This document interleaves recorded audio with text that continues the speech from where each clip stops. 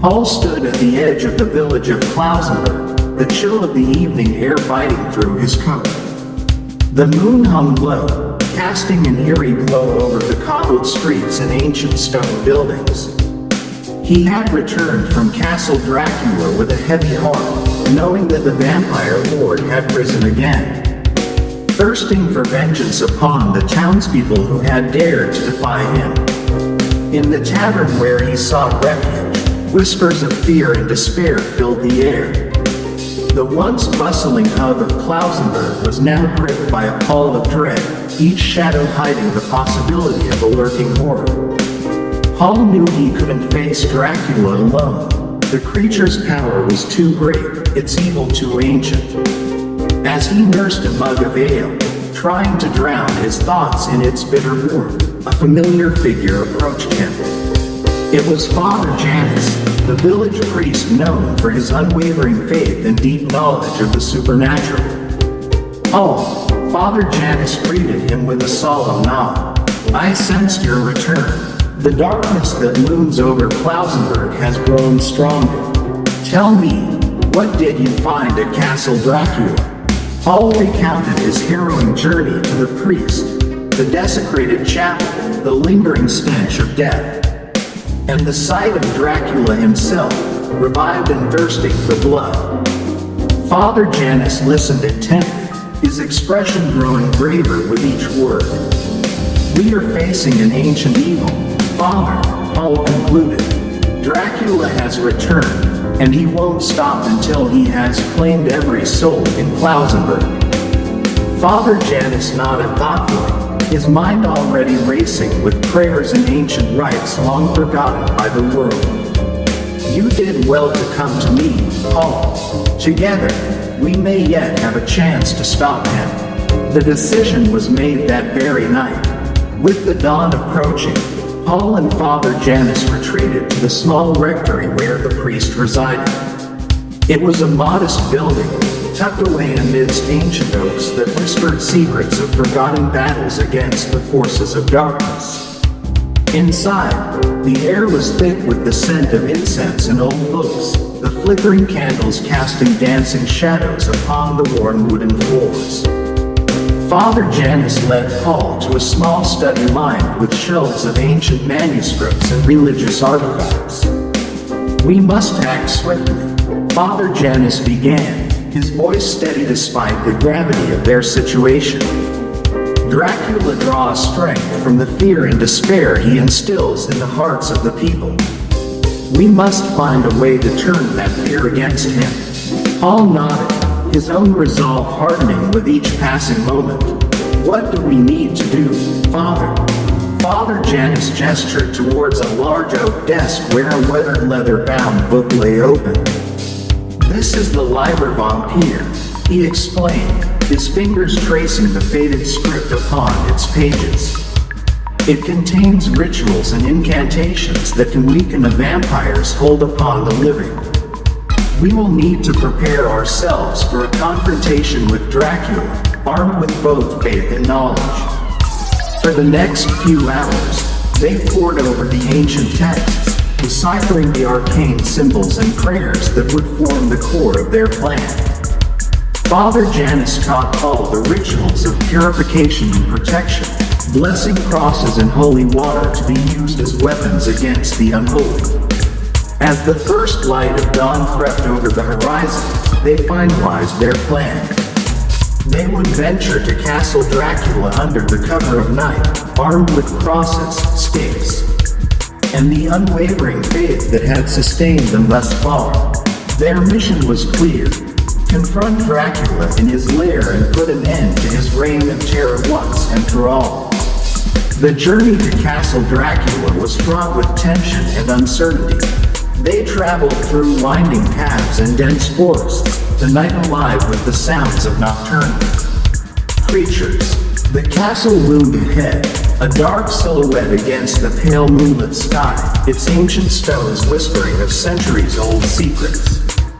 As they approached the imposing gates of Castle Dracula, a sense of foreboding settled over Paul like a heavy cloak. The air grew colder, the silence broken only by the distant howl of wolves echoing through the night. Father Janus gripped his rosary tightly, his lips moving silently in prayer. Inside the castle, Dracula awaited them with a chilling mix of anticipation and hunger.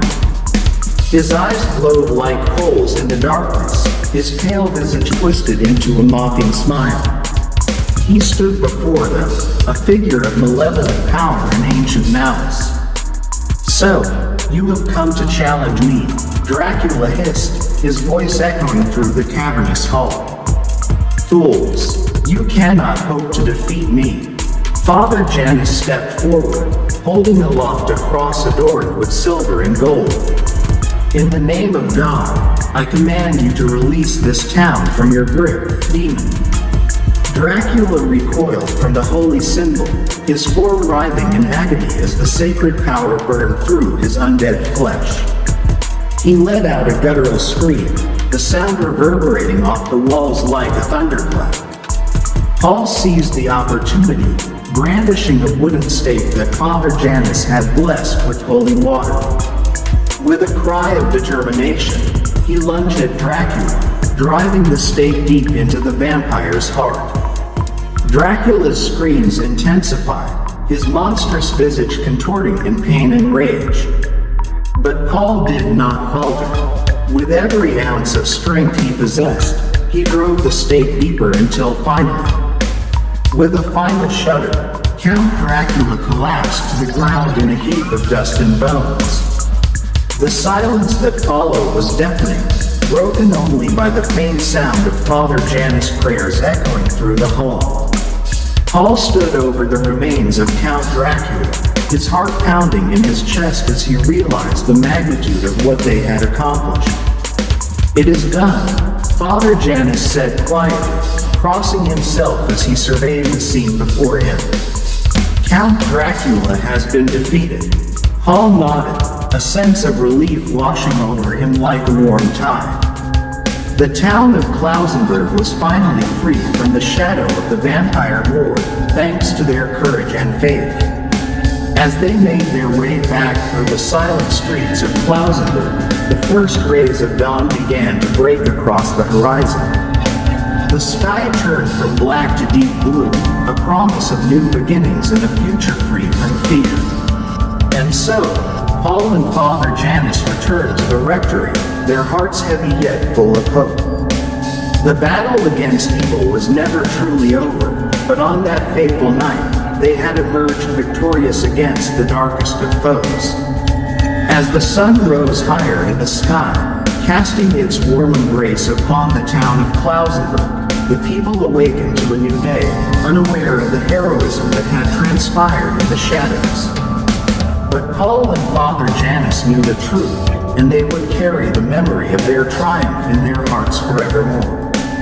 For they had confronted Count Dracula in his lair, and against all odds, they had emerged triumphant. The full moon cast an eerie glow over the ancient castle, its crumbling turrets and weathered stones cloaked in the shadows of night. Paul and the priest, having traversed the treacherous path through the dense forest and rocky terrain, now stood before the imposing gates of Dracula's lair.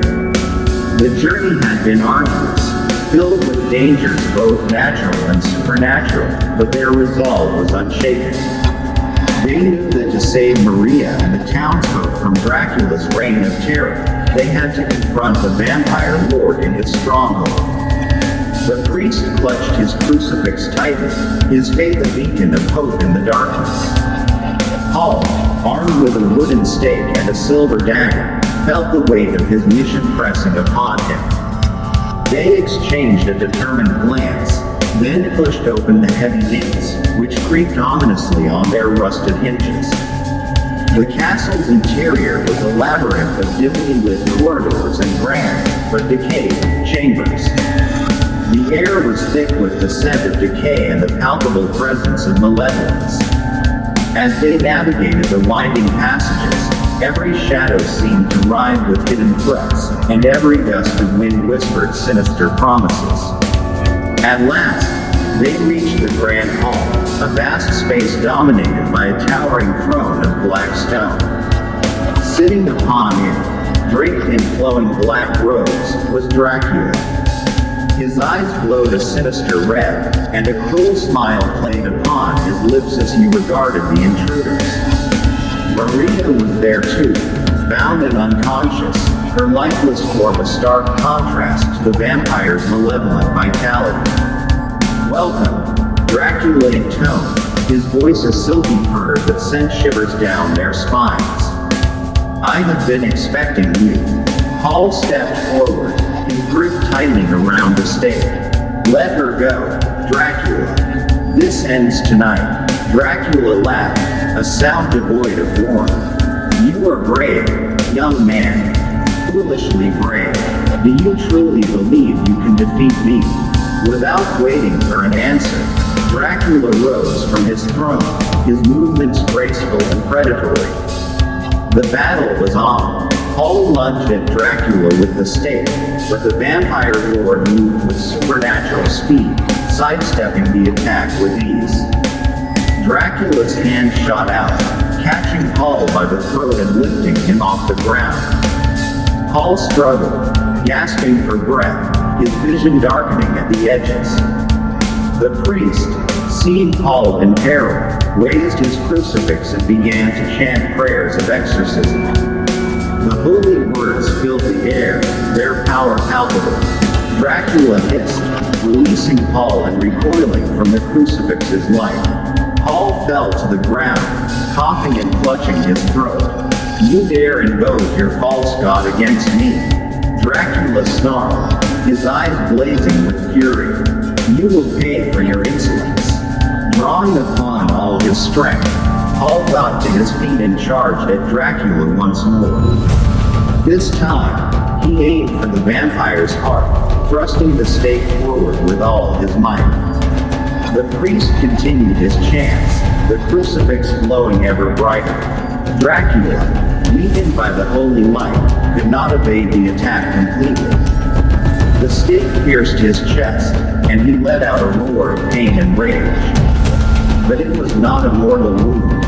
Dracula's dark magic was too powerful to be undone so easily.